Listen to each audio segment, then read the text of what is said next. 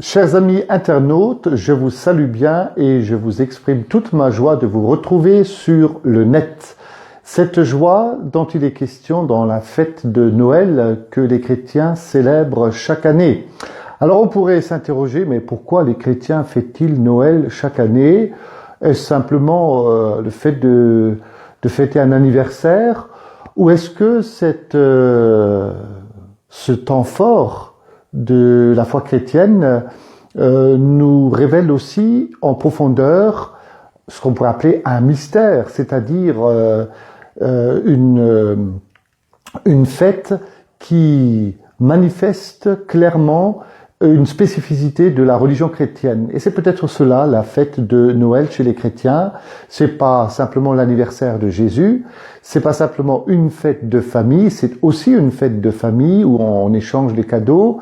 Mais pour les chrétiens, c'est d'abord Dieu qui s'est offert en cadeau en faisant irruption dans ce monde. Dieu s'est incarné, c'est-à-dire il a pris un corps en venant en ce monde, il a pris un corps dans la chair humaine et il s'est révélé à l'humanité comme l'un des nôtres, c'est-à-dire il atteste par là, comme la Bible le disait déjà dans le livre de la Genèse, l'homme est créé à l'image et la ressemblance de Dieu. Et la venue de Dieu en personne, dans la personne du Christ, ne fait que attester, j'allais dire, cette parole que la Genèse nous a déjà livrée lorsque les auteurs du récit de la Genèse essayent de nous exprimer l'identité de Dieu qui a créé l'homme à son image, à sa ressemblance, par amour, mais aussi pour lui permettre de s'élever à son rang de divinité, mais avec lui et non pas sans lui. Et donc la fête de Noël, chaque année, est célébrée par les chrétiens pour manifester clairement cette spécificité de la foi chrétienne que Dieu s'est fait homme, comme le disent les pères de l'Église d'ailleurs, pour que l'homme puisse atteindre ce rang de la divinité de Dieu pour partager avec lui cette gloire, cette victoire sur les forces de mal et de mort. Et on comprend aussi que Noël, c'est surtout la venue de Dieu dans la personne du Christ pour libérer l'humanité des ténèbres, du péché, de la mort, etc. Mais ce qui est particulièrement intéressant d'approfondir dans la fête chrétienne de Noël, c'est de regardez de très près les récits qui racontent la venue de Jésus dans ce monde, et particulièrement à travers la figure des bergers, des mages, bien sûr de Marie et Joseph, mais si on s'intéresse particulièrement aux bergers et aux mages, on pourrait dire la chose suivante, c'est que Dieu n'a pas utilisé qu'un seul canal pour se manifester, pour se révéler, pour montrer à l'humanité qu'il est celui qui s'est fait homme, enfant, pour grandir au milieu de nous, pour établir sa demeure. Alors, Joseph et Marie, qui sont issus du judaïsme, eux, ils auront accès à la lumière de la parole de Dieu pour comprendre ce qui va leur arriver quand l'ange Gabriel va annoncer à Marie qu'elle sera la mère du Sauveur et à Joseph qu'il n'ait pas crainte d'accueillir Marie comme son épouse puisque, dit-il, l'enfant vient de l'Esprit Saint. Donc pour Marie et Joseph, issus du judaïsme, ils ont la lumière de la parole de Dieu qui les guide en quelque sorte, c'est leur étoile à eux pour les guider dans leur vocation, dans leur mission d'accueillir le Sauveur, pour Marie de le mettre au monde, pour Joseph de le protéger et de lui donner un nom dans la lignée de David, pour attester qu'il est vraiment dans la lignée de l'humanité et en même temps pour lui permettre de grandir humainement sur cette terre. Et puis, la figure des bergers va nous rappeler que pour ceux qui ne seraient pas issus de la culture judaïsante ou juive, ils ont une autre lumière qui peut les amener à la crèche. Et ça va être la lumière d'une manifestation extraordinaire à travers les anges. C'est ange qui veut dire messager. Les anges vont se manifester aux bergers pour leur montrer le chemin qui les guide vers la crèche. Donc, le message de l'Évangile est très clair, c'est que quand bien même nous serions ignorants des Écritures, les Saintes Écritures, Dieu n'est pas limité dans sa façon de se révéler, de se montrer, de révéler son visage, son cœur de Père. Et puis, avec la figure des mages et cette fameuse étoile, on pourrait dire que c'est ce signe extérieur, cette lumière extérieure à travers, j'allais dire, la réalité de la création elle-même, puisqu'une étoile, c'est un astre et c'est à la fois quelque chose de tout à fait naturel, qui est accessible pour l'observation de l'homme, mais en même temps un phénomène céleste qui, de façon un petit peu extraordinaire, va guider les mages vers Bethléem, vers la crèche. Donc si on récapitule, on pourrait dire que les différents canaux que Dieu va utiliser ou dont il peut disposer pour se révéler à tous les êtres humains, quelle que soit leur origine, leurs conditions, leurs possibilités ou leur impossibilité à lire, à comprendre, même sans données culturelles, je crois que le message est très clair. Dieu n'est pas limité dans son champ d'investigation pour se révéler aux êtres humains. Et si nous chrétiens nous fêtons Noël, c'est justement parce que c'est une grande spécificité à notre religion, c'est d'affirmer que Dieu n'est pas étranger à notre condition humaine. Il est tellement proche de l'humanité qu'il a épousé, si on prend l'image, il a épousé notre humanité en Jésus-Christ pour qu'en lui nous puissions épouser sa vie divine, c'est-à-dire l'éternité de son amour, de sa paix, de sa joie. Alors, le temps de Noël, bien sûr, va se prolonger au-delà des fêtes de Noël habituelles, puisque liturgiquement parlant, la fête de Noël se terminera à la fête du baptême du Seigneur, et peut-être que le fait de célébrer Noël jusqu'à ce moment-là nous renvoie aussi, en tant que baptisés, à cette réalité que par le baptême nous sommes plongés dans cette vie de Dieu qui a lui-même plongé dans notre humanité pour nous associer à toute son œuvre d'amour, son projet. Et dans ce sens, si on se souhaite mutuellement joyeux Noël les uns aux autres, c'est peut-être que nous puissions recevoir d'abord cette joie de Dieu. C'est vrai que la joie des êtres humains que nous sommes, parfois notre joie, elle est éphémère, elle est limitée parce que c'est la joie d'un instant, on se fait plaisir avec des cadeaux, mais la vraie joie, c'est cette tension permanente vers le bonheur éternel qui nous attend. Et en ce sens, je souhaite à tous les internautes un très joyeux Noël, dans le sens où cette fête puisse apporter à chacun une joie durable et sur laquelle il peut construire son avenir, son espérance.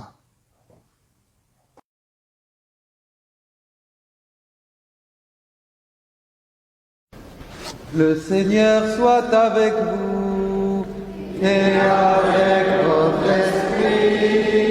Lecture de l'Évangile de Jésus-Christ selon saint Matthieu. Gloire à toi, Seigneur. En ce temps-là, les 11 disciples s'en allèrent en Galilée, à la montagne où Jésus leur avait ordonné de se rendre. Quand ils le virent, ils se prosternèrent.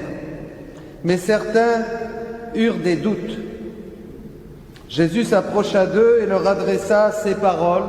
« Tout pouvoir m'a été donné au ciel et sur la terre. Allez de toutes les nations, faites des disciples.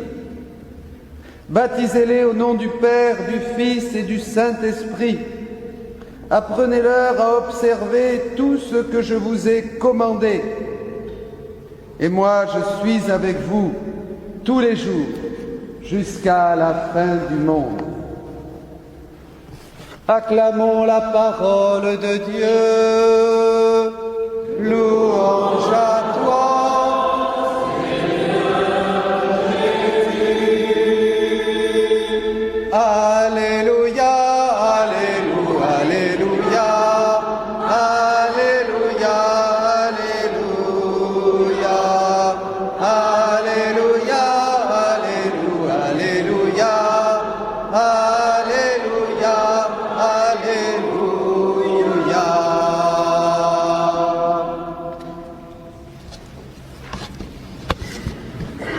Louons le Seigneur. C'est ce que nous ferons toute l'éternité. Nous allons glorifier la bienheureuse Trinité. Comme dit Augustin, il vaut mieux commencer déjà ici à louer Dieu, malgré les épreuves, les difficultés, la honte. Je ne peux pas m'empêcher à tous ceux qui nous écoutent de partager la honte que j'ai face à l'homme. Comme quand il se passe quelque chose dans une famille et que la honte couvre toute la famille qui ne veut pas sortir de chez elle. 66% ont voté pour l'avortement dans le pays qui était le dernier bastion du catholicisme, l'Irlande. Nouvelle Auschwitz, des labos aseptisés qui vont tuer par milliers.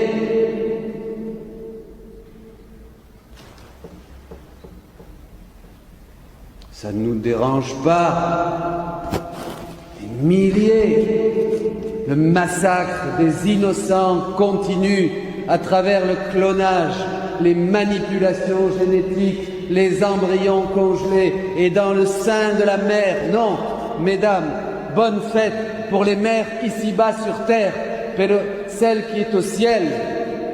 Comme dit la Bible, Rachel pleure ses enfants, elle est inconsolable.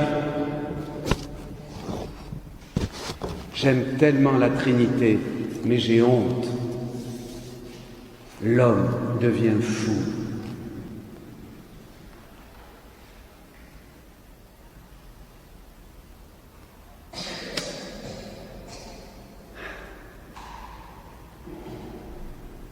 Dieu répond, bien sûr. Le Père, le Fils et le Saint-Esprit, la Trinité, qu'on ne comprend qu'à travers leur action. Le Père a créé, et le premier qu'il a créé, c'est le Christ. Le premier-né de toute créature, dit saint Paul. Le Christ, dans son humanité, dans sa divinité, la parfaite image de l'homme que nous détruisons.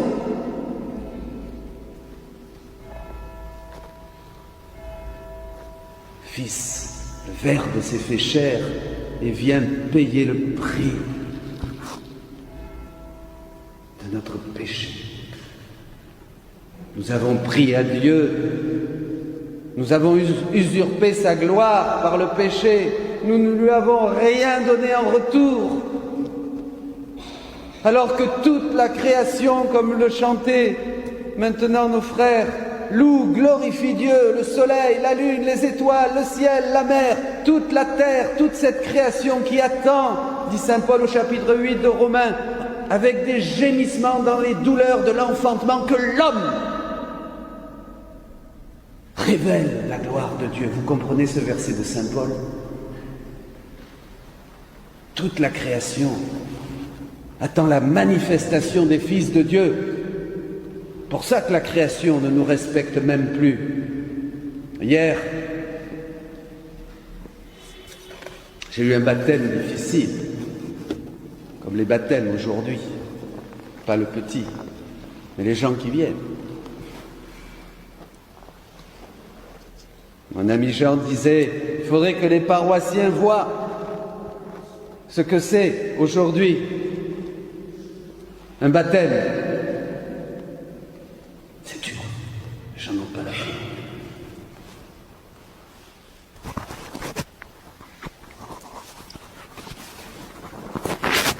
Eh bien, Adam est arrivé, c'était après l'incident. Chez nous, nous avons été douloureusement,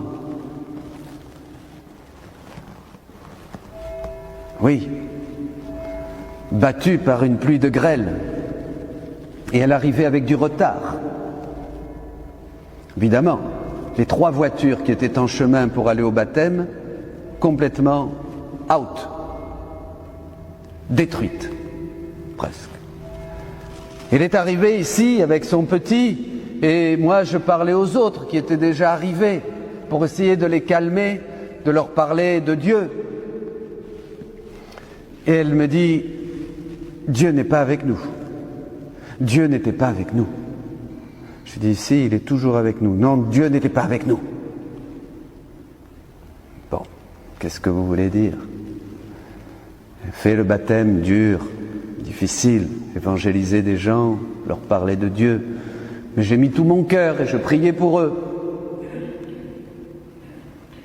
Et je suis parti après, dans la foulée, à Anglade, où là j'ai retrouvé plusieurs et juste après cet incident.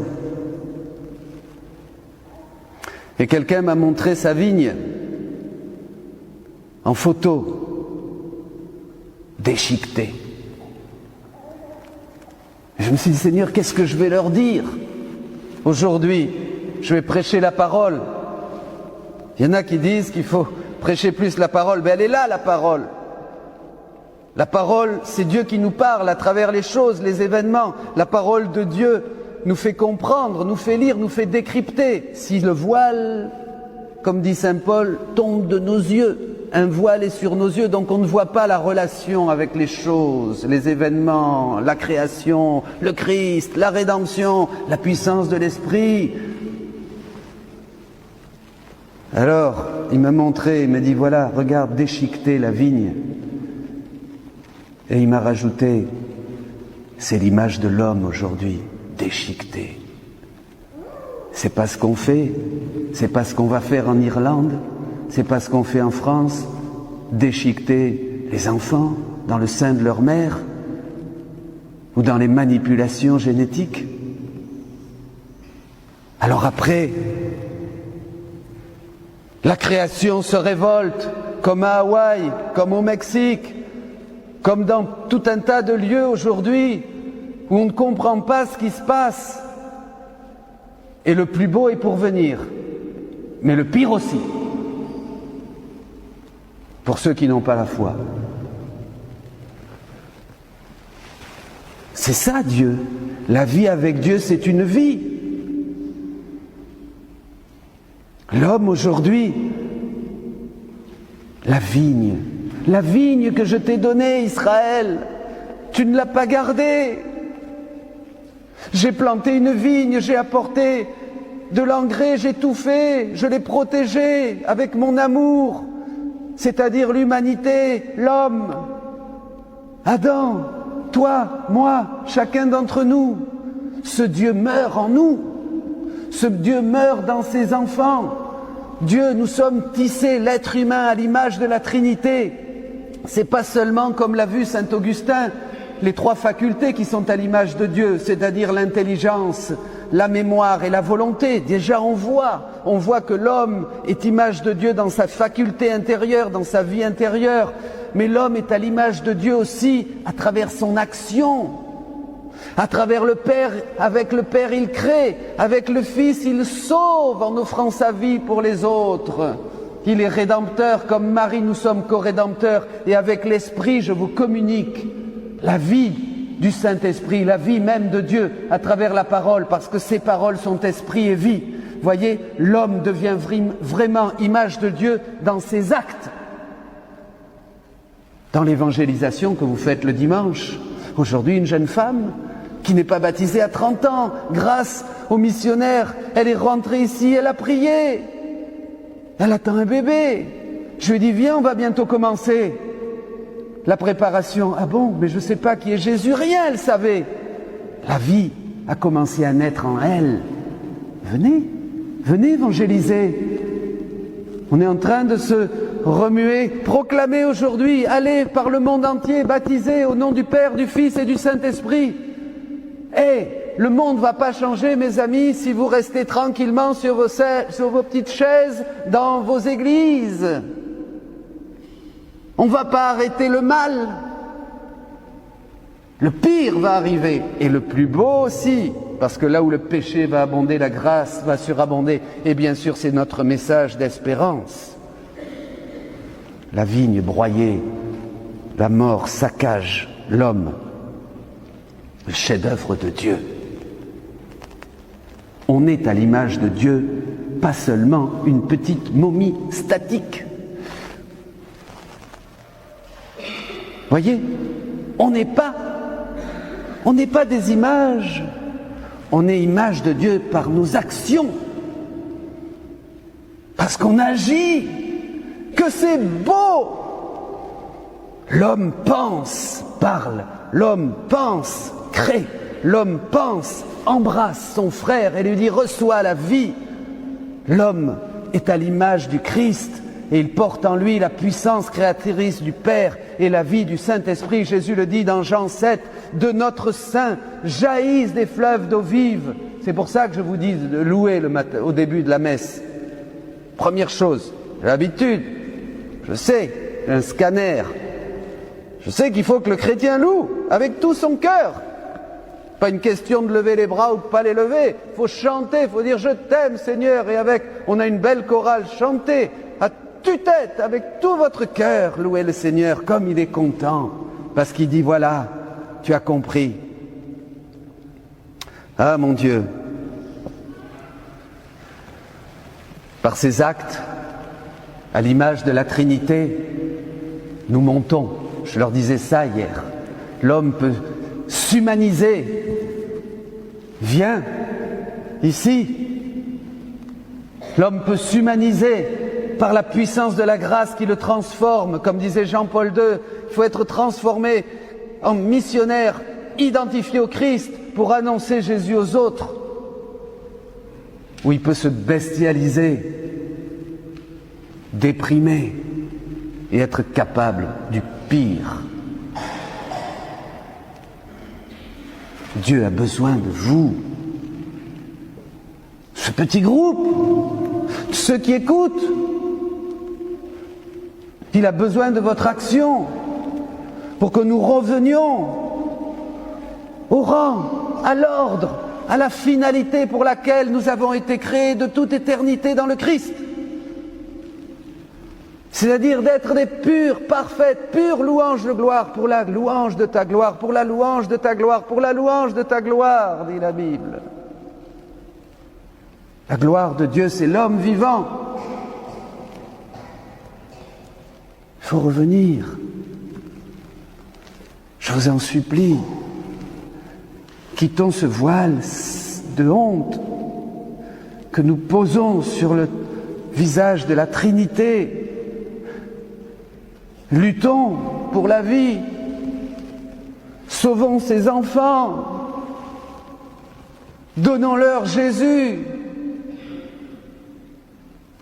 C'est un scandale de voir ce que fait l'homme. Mon ciel, c'est la Trinité. Trinité, immensité où je me perds, disait sainte Isabelle de la Trinité, cette petite carmélite. Mes amis, donnez vos vies à Dieu. Aujourd'hui, il y a un blackout sur le ciel. Total. L'homme moderne ne croit plus au ciel. C'est pour ça qu'il a perdu la boussole et qu'il tombe dans le vertige et la confusion et qu'il va seulement essayer de se droguer avec son petit ersatz de désirs perso et de petite gloire. Nous sommes faits pour le ciel, pour la Trinité. D'ici quelques années, vous embrasserez la Trinité. C'est la plus belle chose. C'est de passer vers Dieu. Et nous avons cette vie pour nous préparer. Viens, regardez ce lieu dans la Trinité de Roublev. Regardez, le calice, il y a une place vide. C'est la tienne. Le Père et le Fils, le Père, le Fils et l'Esprit, les mains du Père te recréent en Jésus. Le Père fait de toi une nouvelle création, dit saint Paul, celui qui est dans le Christ. Viens, tu n'as que cette vie. C'est pour ça que nous sommes ici à la messe, mes amis. Eh bien, prions. Disons oui encore à Dieu. Oui au Père, oui au Fils, oui à l'Esprit. Pas une seule fois, pas seulement le dimanche à la messe. Il faut le dire tous les jours, ce oui à Dieu, comme Marie. C'est chaque fois que tu dis oui que le Père te crée en te donnant l'Esprit pour que Jésus soit de plus en plus vivant, que tu sois de plus en plus identifié à lui. Quel mystère notre foi! Aucune religion, rien, jamais on a eu cette grandeur, cette beauté, cette révélation que depuis l'incarnation du Verbe, nous recevons par la foi. Dieu est Père, Dieu est Fils, Dieu est Saint-Esprit, Dieu est un. Prions, réjouissons-nous, louons Dieu, faisons venir son règne sur la terre comme le demande Jésus dans le Notre Père, en accomplissant toute chose sa volonté, que ce oui à Dieu ne soit pas seulement sporadique, timide, du bout des lèvres ou de temps en temps, quand on a un souci, que ça soit à chaque battement de notre cœur. Il faut le demander, je veux te redire oui. Oui, oui, comme le disait la petite Thérèse, à chaque battement de mon cœur, à chaque action, à chaque parole, dans tous mes projets, dans tout ce que je fais, dans tout ce que je décide. Je veux que ma vie soit comme la tienne, un oui. La Bible dit dans l'Épître aux Hébreux qu'il est l'Amen, et qu'en lui, nous avons notre oui. Disons oui à Dieu, oui à la Trinité. C'est formidable, c'est la vie. Vous avez une grande puissance, vous savez. La puissance de Dieu est en vous. Si vous mettez le switch sur on, c'est pire. Un chrétien qui vit en Dieu a beaucoup plus de puissance qu'une bombe comme Hiroshima. Un chrétien qui vit en Dieu, c'est une déflagration beaucoup plus puissante que la déflagration atomique. Un chrétien qui vit en Dieu, je crois que c'est Staline ou Lénine, un des deux, qui avait dit que pour sauver la Russie, imaginez-vous la conversion, il aurait fallu 10 François d'Assise. Vous êtes tous des saints, parce que la Trinité habite en vous. La Trinité habite en vous. Dieu Tout-Puissant. Vous pouvez le prier, vous avez par l'Esprit accès au Père, dit Jésus, tout de suite. Vous pouvez rentrer dans l'onction. Vous fermez les yeux et vous ouvrez vos mains ou votre cœur comme vous voulez. Vous dites, Saint-Esprit, fais-moi entrer dans l'intimité du Père, par lui, avec Jésus, mon bien-aimé Sauveur. Saint-Esprit, renouvelle en moi la foi. Saint-Esprit, donne-moi l'onction. Saint-Esprit, visite-moi. Saint-Esprit, guéris ma tiédeur. Je veux être plein d'amour, plein de feu pour mon Jésus, comme je le serai dans la gloire. Vous serez tous saints, nous serons tous saints. Pourquoi perdre du temps? Le monde est en feu, disait Thérèse d'Avila. C'est pas le moment de perdre du temps avec des choses de peu d'importance. Et il l'est encore plus qu'au XVIe siècle. Eh bien, que Dieu vous bénisse. Aujourd'hui, chacun d'entre vous, fermez vos yeux, même vous qui écoutez le programme. Demandez à Dieu, sincèrement, maintenant, renouvelle en moi la foi, l'espérance et la charité. Renouvelle-moi par la feu de ton Esprit Saint. Je me suis attiédi, je suis bien distrait, bien distraite, je suis encore plein de soucis et de choses, de pécadilles, de peu d'importance. Je tourne, je vais à droite et je vais à gauche. J'ai besoin que tu me touches de nouveau. J'ai besoin d'une nouvelle effusion du Saint-Esprit dans ma vie. J'ai besoin d'être saisi, comme dit Saint Paul, par le Christ de nouveau, que le Christ me saisisse. Demandez ça à Jésus, et je vous promets qu'il le fera.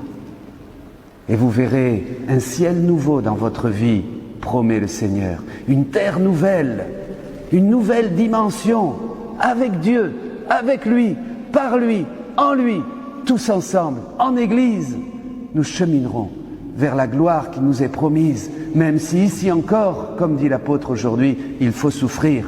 mais les souffrances du temps présent n'ont aucune comparaison avec le poids de gloire qui nous attend dans l'éternité. Amen.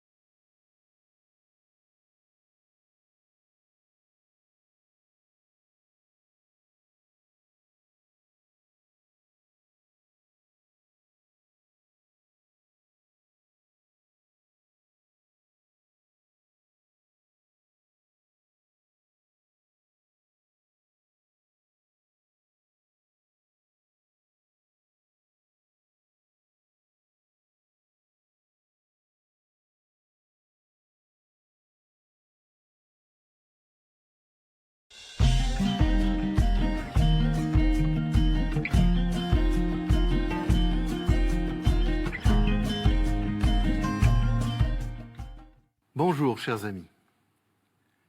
La dernière fois, nous avons vu qui pouvait être baptisé.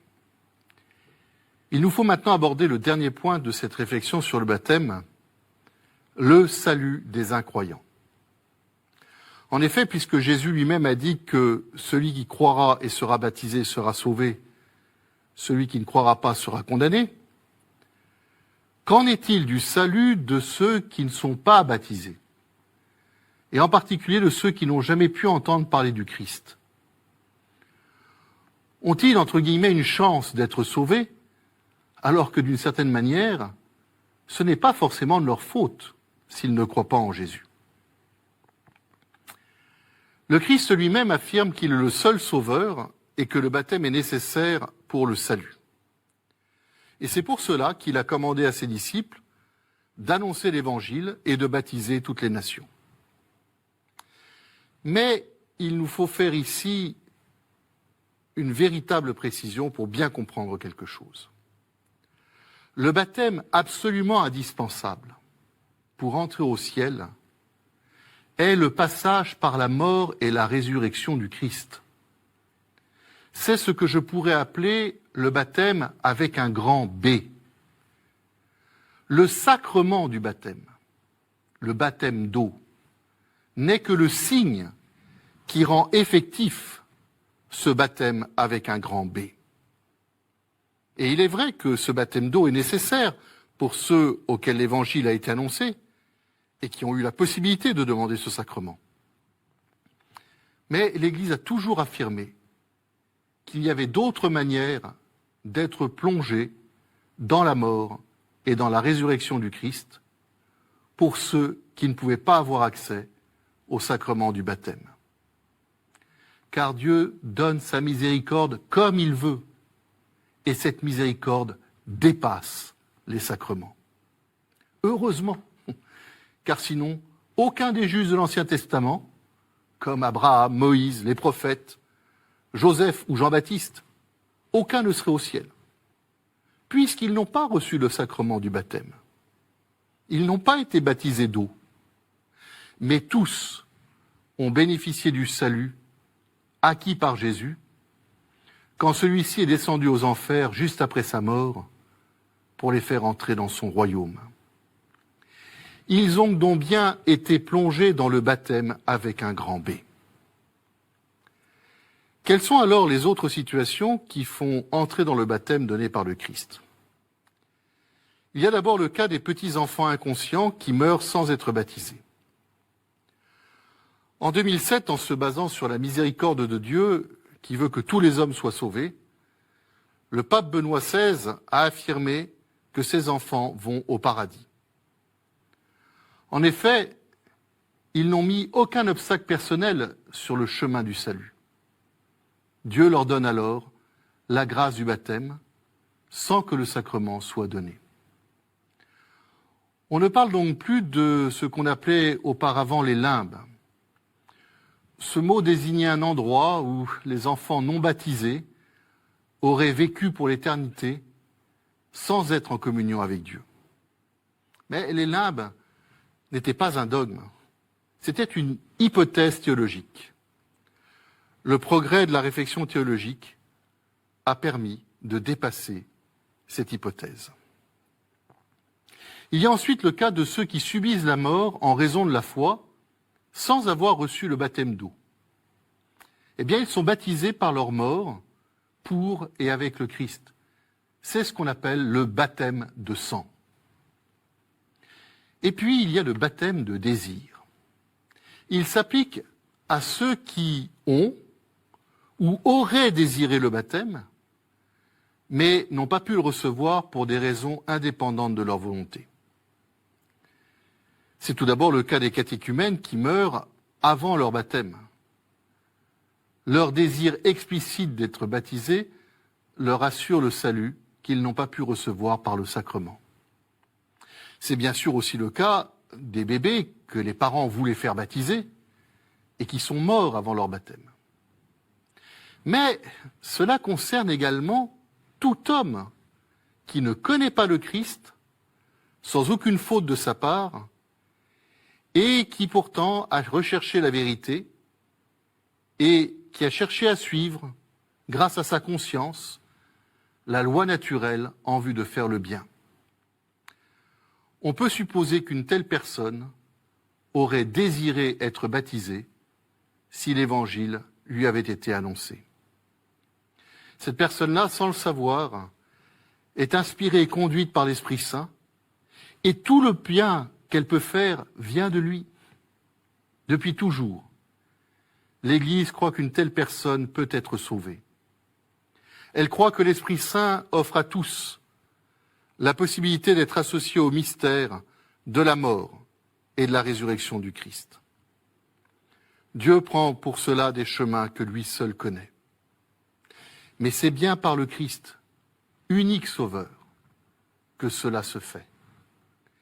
Et beaucoup qui n'en étaient pas conscients en cette vie et qui parviendront un jour au paradis, le découvriront avec émerveillement et joie. Prenons une image pour illustrer tout ça. Tous les hommes partent du même point. Ils sont créés par Dieu et aimés de lui. Tous ont la même destination, rejoindre ce Dieu d'amour qui est leur bonheur. Il y a de multiples routes pour cela. Certaines sont des petits chemins de montagne, difficiles et dangereux. D'autres sont des départementales ou des nationales. Et puis il y a une autoroute, la foi au Christ. Toutes les routes peuvent rejoindre à un moment cette autoroute ou mener à bon port, car Dieu y a disposé de multiples panneaux de signalisation pour aller dans la bonne direction. En particulier la conscience et la loi naturelle. Hélas, certains hommes ne veulent pas les suivre et prennent des routes sans issue. Mais d'autres suivent les panneaux, sans savoir qui les a mis en place. Bien sûr, l'autoroute est le moyen le plus sûr et le plus rapide pour atteindre la destination. Mais au bout de l'autoroute, il y a un péage. À ceux qui ont cru au Christ, il sera plus demandé qu'à ceux qui n'ont pas eu cette possibilité, suivant la parole de Jésus, à qui on aura donné beaucoup, il sera beaucoup demandé. En fait, il est vrai que ne pas savoir qui est Jésus est un grand problème, car le connaître permet de mieux vivre et d'avancer plus sûrement vers le salut. Mais il y a un plus grand problème encore, c'est de refuser de le suivre quand on le connaît explicitement ou quand on ne le connaît pas, de refuser de suivre sa conscience inspirée par l'Esprit Saint. On le voit bien dans la finale de l'évangile de Marc. Au moment de remonter au ciel, le Christ dit à ses apôtres, « Celui qui croira et sera baptisé sera sauvé. celui qui refusera de croire sera condamné. Non pas simplement celui qui ne croira pas, mais celui qui refusera de croire. Voilà la foi de l'Église dans le salut des incroyants. Le grand désir de Dieu, c'est vraiment que tout homme accède au salut. Et ce désir est tellement fort que cela se retrouve au niveau de ceux qui peuvent donner le sacrement du baptême. Normalement, ce sont les évêques, les prêtres et les diacres qui en sont les célébrants ordinaires. Mais en cas de nécessité, par exemple en cas de danger de mort, toute personne, même non baptisée, peut baptiser quelqu'un. Il suffit pour cela qu'elle verse de l'eau sur celui qui veut être baptisé, qu'elle prononce la formule du baptême et qu'elle veuille faire ce que fait l'Église quand elle baptise, même si cette personne qui baptise ne sait pas ce que cela signifie. Nous l'avons compris, le baptême n'est pas de la magie, ni une sorte de protection contre tous les problèmes de la vie, comme hélas certains le croient. Le baptême est la plongée dans le salut que le Christ a acquis pour nous. Et il demande la volonté de celui qui est baptisé de se convertir sans cesse, de toujours mieux suivre Jésus et ses commandements, de toujours mieux aimer. Le baptême, c'est le grand cadeau de Dieu dont il faut nous émerveiller et pour lequel il nous faut constamment remercier. Nous avons eu l'immense grâce d'être baptisés et cela aurait pu ne pas être le cas. Ton amour et donne-nous ton salut. Alléluia, Alléluia, Alléluia, Alléluia.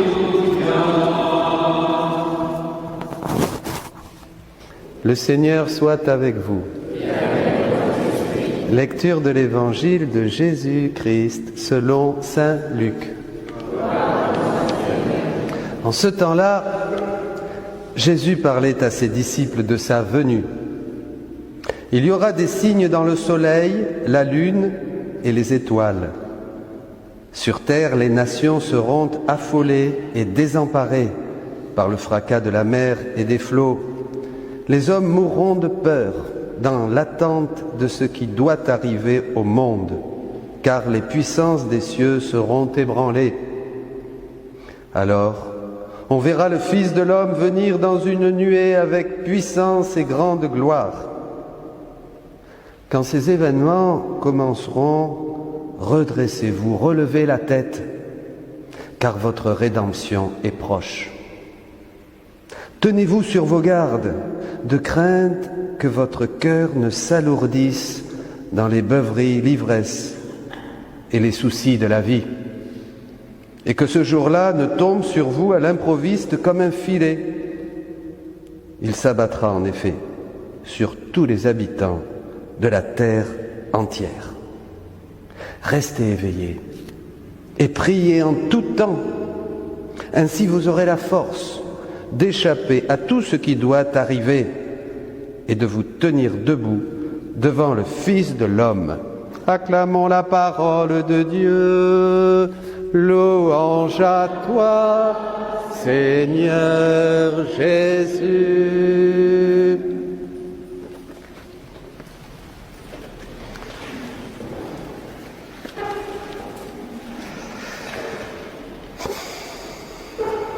Je me souviens cet homme de Dieu qui nous disait « Vous devez toujours avoir un œil sur la Bible et un œil sur le monde, un œil sur la parole et un œil sur les événements du monde. Toujours. Pourquoi ? Parce que la parole est vivante.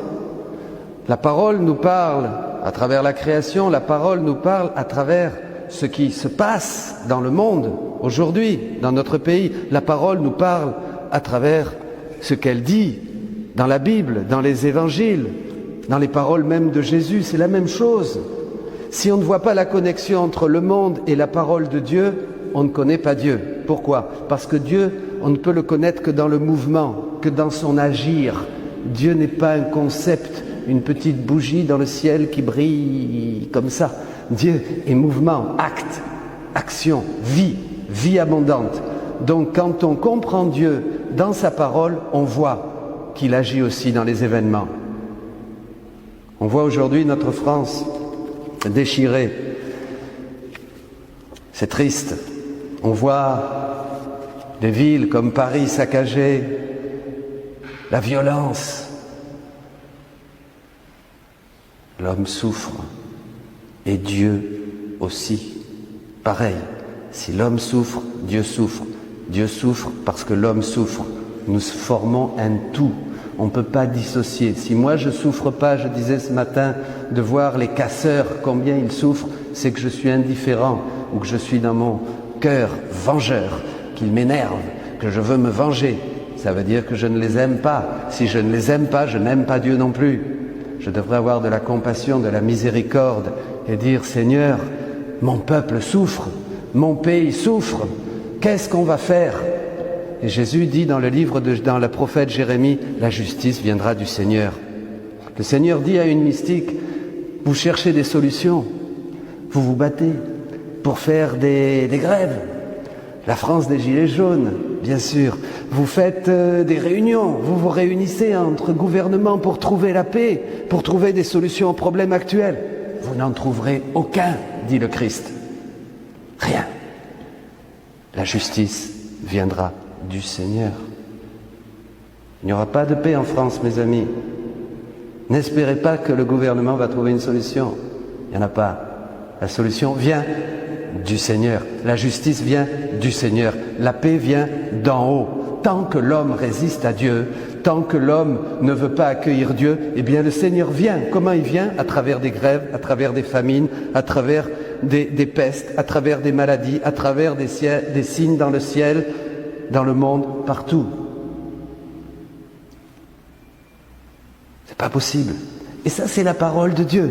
Si on ne comprend pas, si nous n'avons pas l'intelligence des choses de la parole de Dieu, c'est que notre idée de Dieu est très pauvre. Et alors là, il faut grandir. Je vais toucher quand même 3 points après cette petite introduction. Donc nous sommes dans la France actuellement des Gilets jaunes, bien sûr. Et nous assistons, comme dit le pape François, à l'effondrement d'une civilisation chrétienne qui vit dans le paganisme. C'est très fort et c'est très juste, très très juste. Notre civilisation chrétienne est absorbée par ce que disait Saint Jean-Paul II, une culture de mort. Et nous, les premiers, les chrétiens, nous vivons comme des païens. Nous n'avons pas vraiment un vrai retour à Dieu. Nous ne voulons pas vraiment une vraie conscience, une vraie conversion de nos cœurs. Nous honorons Dieu par nos lèvres, comme dit le prophète Jérémie, mais notre cœur est loin de lui. Il n'y a pas une vraie conversion. Donc il n'y aura pas de changement et le Seigneur continuera à nous parler à travers les signes que nous avons aujourd'hui. La paix ne viendra que quand l'homme accueillera Dieu et renoncera à sa volonté propre et à sa manière de voir et de faire. Et quand il aimera son frère, tout est connecté. Si tu n'aimes pas Dieu, si tu n'aimes pas ton frère que tu vois, tu ne peux pas aimer Dieu que tu ne vois pas, dit l'apôtre Saint Jean. Donc, premier signe, première chose, Dieu nous dit dans l'évangile ici, Jésus nous dit, relevez la tête quand vous verrez ces choses. Les choses se passent aujourd'hui dans notre pays déchiré par la violence et ce n'est qu'un début. Et le Seigneur nous dit, eh bien relevez la tête, ouvrez vos cœurs. Qu'est-ce que ça veut dire d'ouvrir la tête, de relever la tête? C'est relever tout l'homme. Vous vous rappelez dans Luc 13, cette femme courbée? Eh bien Dieu veut que nous nous relevions, c'est-à-dire que nous ayons, comme dit Saint Grégoire le Grand, les yeux tournés vers le ciel pour voir les choses du ciel, pour voir Dieu, pour comprendre ce qui se passe. Ce matin, je parlais à quelqu'un avec force, je lui parlais du besoin d'avoir une vision, nous, les chrétiens, et tous, nos familles, vous ici qui êtes ensemble, une vision. Et j'insistais sur ce point. Et j'ai juste, à ce moment précis, j'ai reçu un texte d'un prêtre de Rome. Et je vais vous le lire. Il y a toujours besoin de pionniers. de ces âmes qui ont la force et le courage de prendre les devants dans le nouveau. Ce sont ceux qui ont une vision et qui maintiennent cette vision toujours devant eux et la voient se déployer. Mais chacun est une individualité et ne peut donc pas être mis dans un moule. Tu dois être libre de croître, de te développer et d'être inspiré par ces profondes suggestions intérieures qui animent et bougent ton être essentiel.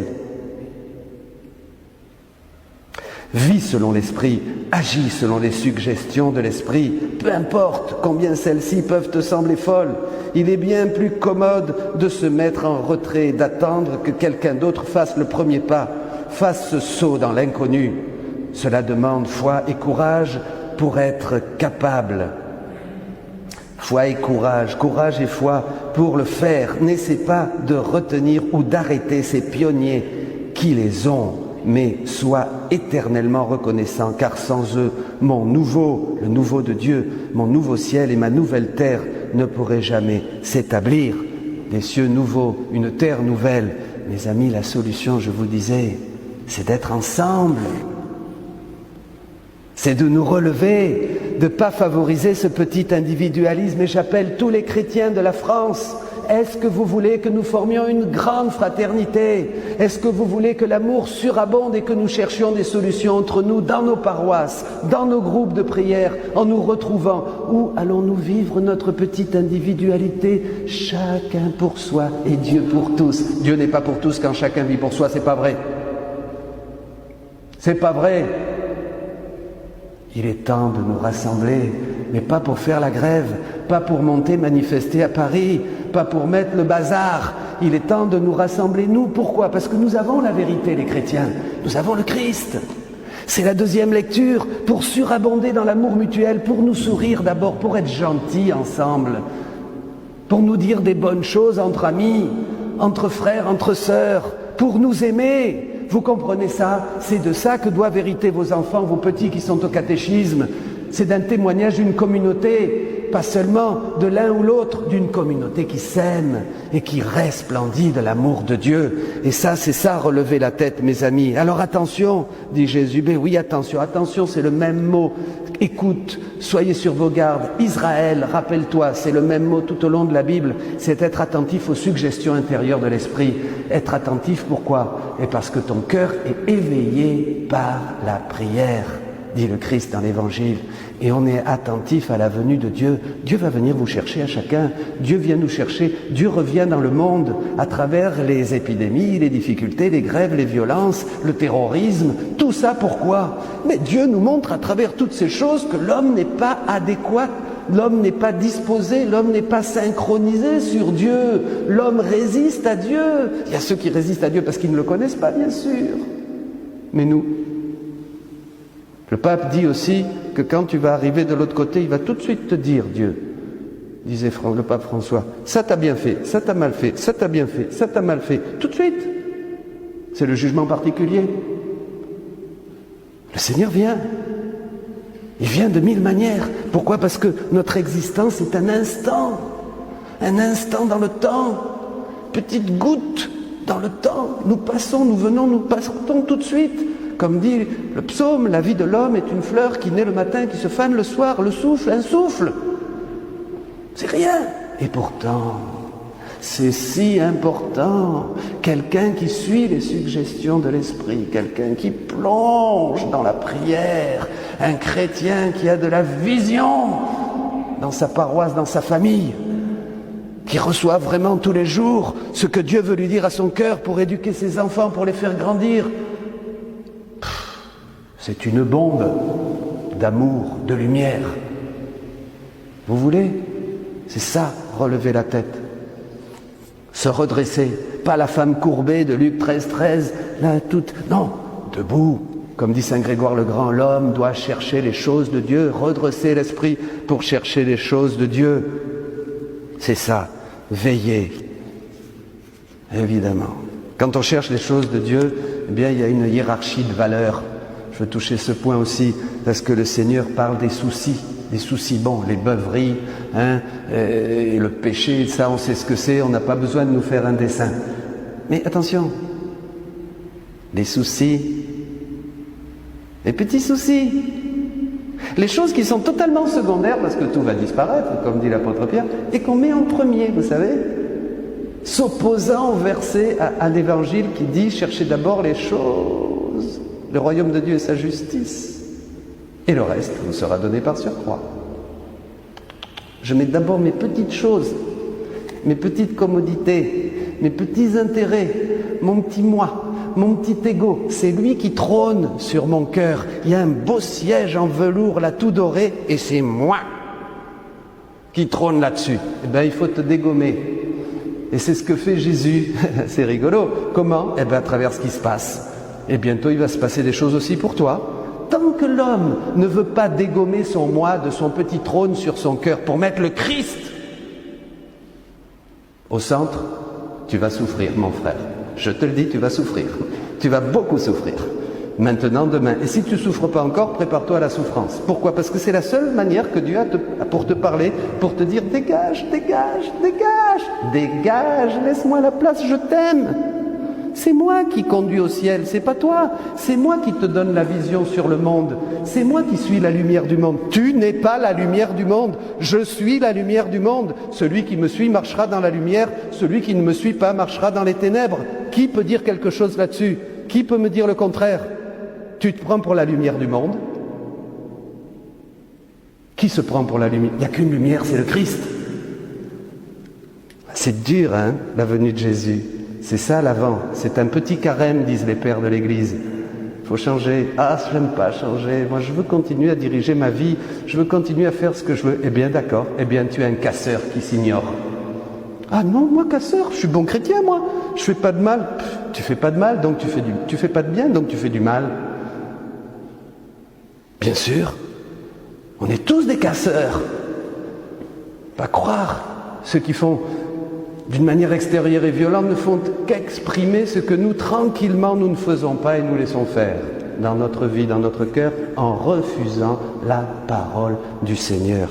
C'est ce que dit Jésus, les soucis de la vie, les choses qui sont secondaires et qu'on met à la première place. Alors, à la fin, le Seigneur dit, pour échapper à ce filet, le filet tombe. D'ailleurs, vous voyez, le filet tombe.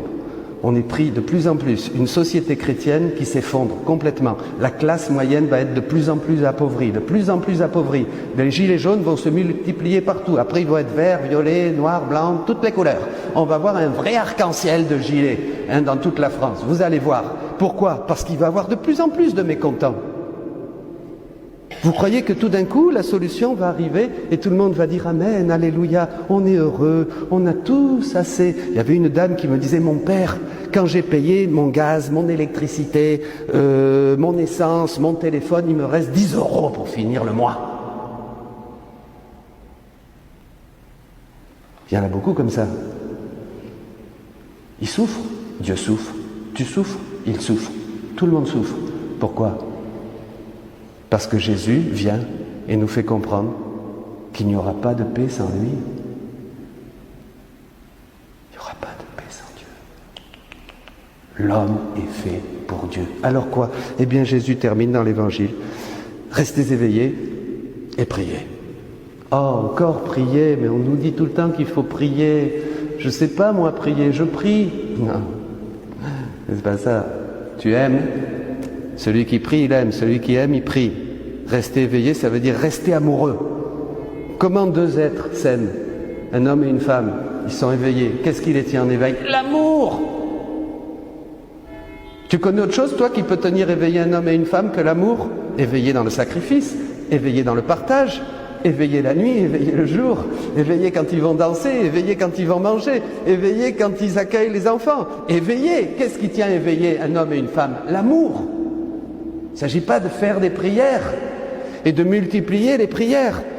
Il s'agit d'aimer, de dire « Jésus, je veux t'aimer avec ton propre amour. Viens dans mon cœur, viens brûler pour que je puisse recevoir ton amour et te donner de l'amour. Et que je puisse surabonder aussi d'amour pour mes frères. Que je cherche qui je vais aimer aujourd'hui. » Est-ce que tu te lèves le matin en te disant « Qui je vais aimer ?» Qui je vais aimer? Allez, je vais aimer la première paroissienne, le premier paroissien qui va arriver dans ma paroisse. Et toi, le voisin qui va sortir. Je vais aller lui faire un sourire. Je vais aller me proposer ici. Je vais faire ceci, cela. Qui vas-tu aimer aujourd'hui? Si tu aimes Dieu, tu dois aimer ton frère. C'est Saint Jean qui le dit. Non, moi je suis dans mon petit truc. J'aime, je suis charitable. Pas vrai, restez éveillés dans l'amour. Priez sans cesse. Priez en tout temps. C'est écrit là, priez en tout temps. Le Fils de l'homme, vous croyez que quand il va revenir, dit Jésus, il trouvera la foi sur la terre, dans ton cœur? Tu crois? Le Fils de l'homme, quand il reviendra, trouvera-t-il la foi sur la terre, où le monde sera complètement congelé dans un froid total, sans Dieu? Et toi, t'en feras partie. Ton cœur sera froid au moment de ta mort. Le pape dit bien, rappelle-toi le moment de ta mort. Rappelle-toi que tu vas mourir. C'est très important. Le filet va tomber sur toi au moment où tu t'y attendras le moins. Et au lieu d'être déjà dans la vie du ciel, en aimant, en adorant, en louant Dieu, en mettant Dieu à la première place, en faisant de Jésus le bien-aimé de ton cœur, au lieu d'être prêt et de dire, au contraire, Seigneur, viens, viens, viens, viens pour moi, je veux le Noël éternel, je veux la vie éternelle, j'ai accompli mon œuvre ici, ou encore tu veux que je reste, comme dit l'apôtre Saint Paul? Je préfère aller avec le Seigneur, c'est ça la justesse. Je préfère aller avec le Seigneur, mais si je peux encore servir Dieu ici-bas sur terre, je reste pour mes frères. Philippiens 26. C'est ça. Le filet va tomber. Il est en train de tomber sur notre pays, mes amis, et sur le monde, et sur l'Europe. Je ne vous parle pas des nouvelles que j'ai du Venezuela, du Mexique et d'autres pays. Je suis un peu en contact. Terrible. Pire qu'ici, même si on peut dire. Ça tombe, le filet tombe. Bien vous, nous, ici, vous qui écoutez, et je termine avec ça. Nous voulons surabonder dans l'amour, nous voulons construire quelque chose, alors oublions un peu nos petits projets personnels et mettons Dieu à la première place. Demandons-nous, qu'est-ce que je peux faire avec mes frères? Qu'est-ce que je peux faire avec mon groupe de prière? Qu'est-ce que je peux faire en famille? Qu'est-ce que je peux faire avec la paroisse, avec ta paroisse, avec ton mouvement, avec ta communauté, avec ton curé? Qu'est-ce qu'on peut faire pour enrayer cette montée vers la capitale et avoir le gilet de l'amour? Jésus, je t'aime. Jésus, mon Seigneur. Jésus, je suis avec toi, avec tous mes frères et sœurs qui sont avec moi. Voilà, montons nous, montons vers le ciel, montons vers le Seigneur, donnons notre vie au Seigneur. C'est ça la solution. Restons éveillés, prions. Bonne montée vers Noël, bonne montée tout au long de votre vie vers le Noël éternel. Jésus vient. Amen.